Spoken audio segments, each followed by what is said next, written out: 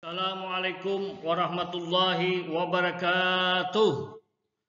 Alhamdulillahirabbil alamin. Assalatu wassalamu ala asrafil anbiya'i wal mursalin wa ala alihi wa sahbihi wa barik wa sallim ajmain, amma ba'du.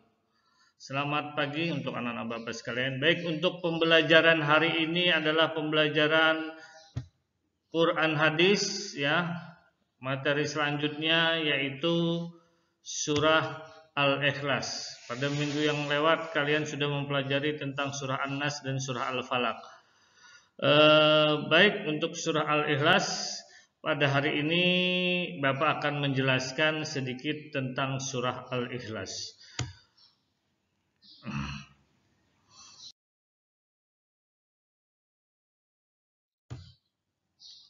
Surah Al-Ikhlas adalah surah yang ke-112 dalam Al-Quran. Jadi urutannya yang ke-12 ya, 112 dalam Al-Quran. Inti surah Al-Ikhlas adalah mengesahkan Allah, artinya menomorsatukan Allah, artinya tidak ada Tuhan selain Allah. Allah adalah Tuhan yang satu. Nah, di sini cukup jelas, tidak ada Tuhan di dunia ini selain Dia. Artinya Dia ini adalah Allah, tidak ada siapapun itu, tidak ada yang bisa menyamai Allah, Tuhan kita. Kepadanya lah kita bergantung dan memohon. Artinya kita memohon, artinya semua apa yang kita lakukan di dunia ini adalah semuanya kehendak Allah Subhanahu wa taala. Allah pencipta alam semesta ini, maksudnya yang Allah menciptakan seisi yang ada di dunia ini ya. Baik itu gunung, laut, pohon dan sebagainya. Allah yang mengatur pula alam ini ya. Jadi Allah kapan saja mau menghancurkan, Allah juga, atau Allah yang mau memperbaiki alam ini, Allah juga. Cuma perantaranya lewat manusia ya, tapi semata-matanya tetap kembali kepada sang pengatur, yaitu Allah. Hanya Allah yang wajib disembah. Sebagai anak muslim kita wajib mengaku keesaannya. Oleh karena itu kita tidak boleh menyekutukannya. Artinya menyekutukan itu menduakan ya, menduakan Tuhan. Baik, selanjutnya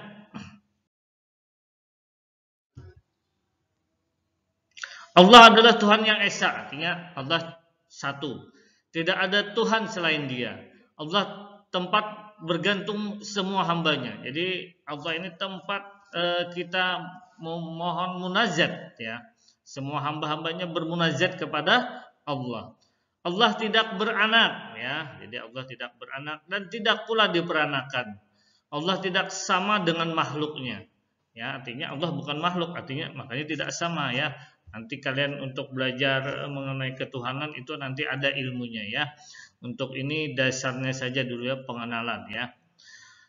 Anak-anak muslim harus taat dan patuh pada perintah Allah. Jika taat dan patuh pada perintah Allah, kita akan mendapatkan pahala.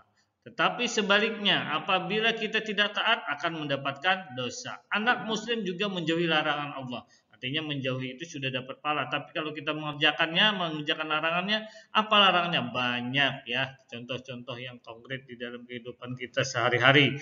Contohnya kita melakukan disuruh perintah sholat 5 waktu, ya kita kerjakan ya. Itu termasuk mentaati perintah Allah atau menghindari dari perbuatan-perbuatan dosa yang lainnya. Masih banyak, maksudnya mabuk-mabukan atau berbuat jahat seperti mencuri, merampok atau mengasari orang dan sebagainya ya. Baik itu dosa kecil ataupun dosa-dosa besar. Barang siapa yang tidak taat kepada Allah, ia akan mendapat dosa. Kita juga tidak boleh menyekutukan Allah, artinya menduakan Allah. Artinya selain Allah kita ada beranggapan Tuhan. Contohnya misalnya pohon, kita sembah, dianggap pohon itu Tuhan, atau gunung ya, atau patung ya. Orang-orang dulu patung, manusia bikin sendiri, dia yang bikin, dia yang menyembah. Itu menyekutukan Allah. Artinya perantara entah apa bahasanya itu, karena dia merasa punya kepandaian, punya kehebatan, bisa bikin ini, bikin itu, jadi bikinannya itu disembah. Nah, itu salah. Itu namanya menyekutukan Allah.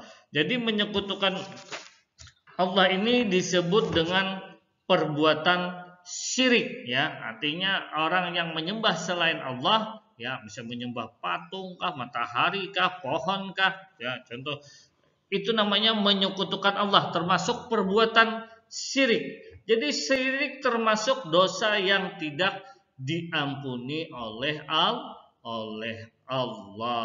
Ya, ingat ya. Ya, baik, selanjutnya lagi sekarang lafal surah Al-Ikhlas.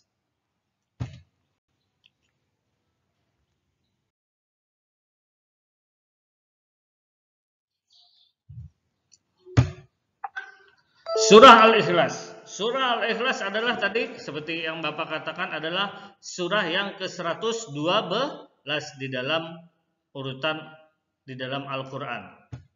Lafal surah Al-Ikhlas ya, nih ayat Tuha ya 112 nih urutannya ya. Suratul Ikhlas termasuk surah Makkiyah, surah yang turun di kota Mekah. A'udzubillahi minasyaitonir rajim. Bismillahirrahmanirrahim. Qul huwallahu ahad. Nah, jadi surah Al-Ikhlas dimulai dengan kata qul, yaitu ayat pertama, dan diakhiri dengan kata ahad. Allahus samad. Ayat kedua ya, awalnya Allah, yang akhirnya samad. Lam yalid wa lam yulad wa lam yakul lahu kufuwan ahad. Ya, surah Al-Ikhlas terdiri dari 4 ayat. Yang pertama bunyinya Qul huwallahu ahad. Kedua adalah Allahus samad. Ketiga, lam yalid wa lam yulad wa lam yakul lahu kufuwan ahad. 4 ya. Di sini lafal Allah ada berapa kali ya? 1 di ayat pertama, dengan di ayat kedua juga ada ya. Jadi nanti ciri-cirinya ya. Kalian kalau ada soal nanti sudah mudah. Oh, ayat pertama dimulai dengan qul. Ayat ini akhirnya adalah ahad, itu untuk ayat pertama dan seterusnya. Nanti kalian lihat dilihati dan dibaca ya, dikenali ya, itu urutan-urutannya ya, urutan-urutan, jangan sampai tertukar ya antara ayat 1 dengan ayat 2 atau ayat 2 tertukar dengan ayat 3 atau sebaliknya ya, jangan sampai tertukar. Baik, selanjutnya adalah surah ringkasan.